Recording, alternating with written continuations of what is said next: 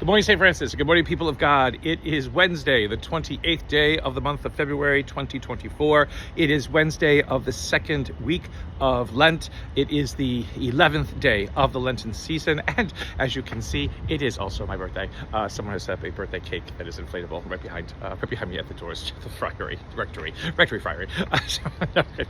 Hopefully it was received by everybody else who lives in the rectory friary. Okay, but at least it's off to the side. It's very kind. A very kind little note that says it's my birthday. Yes, but it's also Lent, and so Jesus always gets first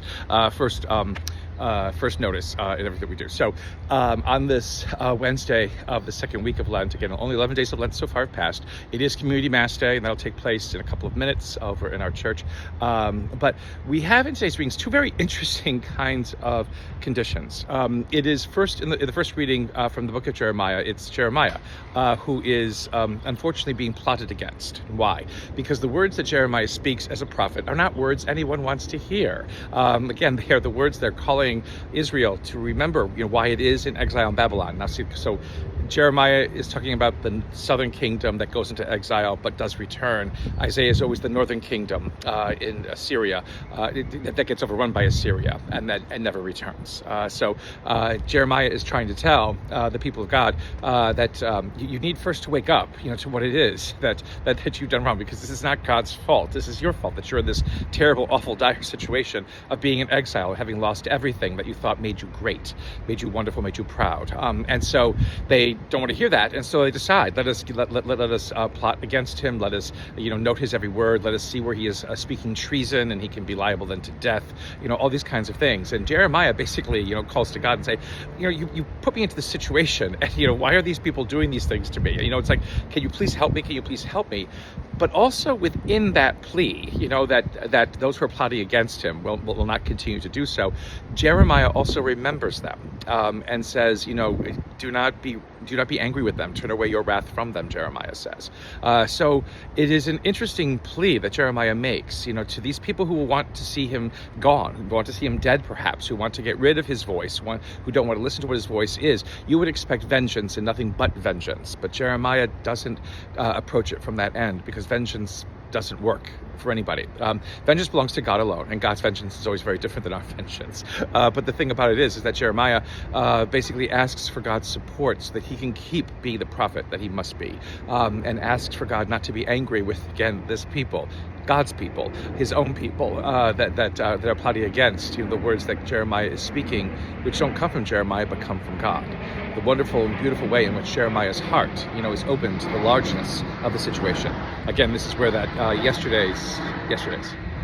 Mondays. When Monday, the principle that should guide our life as believers of not judging is demonstrated by Jeremiah, is that he is not using, his ability, his relationship with God to call down vengeance upon this stiff-necked people, these Israelites, but to allow them to become people who allow God to open their hearts to listen to what it is that Jeremiah has to say.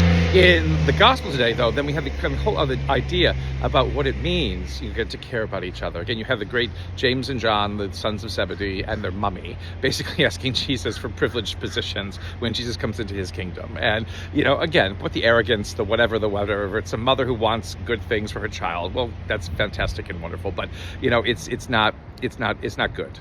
It's not going to work. And so Jesus says, that's not for me to decide. It's for God to decide. And whatever happens.